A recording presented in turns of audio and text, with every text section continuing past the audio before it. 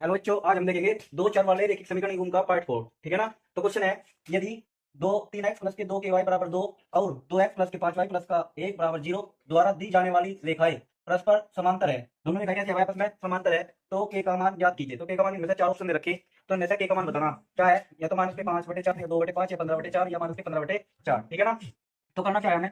तो देखो, ये किसका मान हो गया है? जो x के पास में रखे हैं ये a1, ये जो y के पास में रखा है ये क्या हो रहा है b1, और ये क्या हो रहा है c1। इसी तरह अगर मैं इसकी बात करूं, ये क्या हो रहा है a2, ये क्या हो रहा है b2 और ये क्या हो रहा है c2। ठीक है ना। a2x b2y और ये हो रहा है c2। ठीक है ना। अगर हम तुलना करें बराबर 0 से, तो ये किसके मान हो रहा है? अब अगर हम मान निकाल लेंगे तो a1 का मान कितना होगा भाई? a1 का मान होगा, a1 का मान होगा 3। ठीक है ना। और a2 का मान कितना होगा? a2 का मान होगा 2। ठीक है ना। और b1 का मान कितना होगा? b1 का मान होगा, देखो y के पास में जो रखा वो b1 होगा, यानी कि b1 का मान होगा 2 के। और b2 का मान क्या होगा? b2 का मान होगा 5। ठीक है। इसी तरह अगर मैं c1 की बात करूं तो c1 का मान कितना होगा? मार्च का 2। और c2 का मान क्या होगा? 1। ठीक है ना। तो हमने यहाँ से क्या निकाल लिया? a1 का मान a1 a2 b1 b2 c1 c2 के मान हमने निकाल लिए। तो करना क्या है? देखो, अब दोनों रेखा परस्पर समांतर है। जब दोनों रेखा समांतर है तो कंडीशन क्या हो रही थी? ठीक है ना। क्योंकि दोनों रेखाएं क्या है? क्योंकि दोनों रेखाएं परस्पर परस्पर क्या है भाई? समांतर है।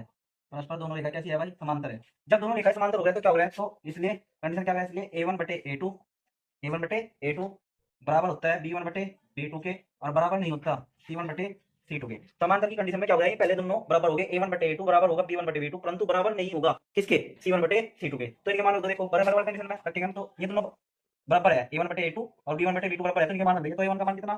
3/2 बराबर होगा b1/b2 का मान कितना होगा? देखो b1 का मान 2 के, b2 का मान 5। अगर मैं आंसर मान निकालूं तो कितना होगा? देखो, हमने कहा क्रॉस मल्टीप्लाई, क्रॉस किसी गुणा करेंगे तो देखो 2 की 2 में गुणा होगी, तो कितना हो जाएगा? 2 दूनी 4, 4 के और बराबर कितना? 4 के बराबर आएगा 5 तिया 15। देखो, इसकी गुणा इसमें कर दी, 5 में 3 की गुणा और इसमें इसकी गुणा, तो 5 तिया 15 और 2 दूनी 4। 4 के बराबर कितना आएगा? 15। अगर मैं यहाँ से के का मान निकाल लूँ, अगर मैं यहाँ से के का मान निकाल लूँ तो क्या होगा? के बराबर ये 15 और ये 4 किस में आ जाएगा? बटे में, तो के का मान होगा 15/4। के का मान कितना होगा? 15/4।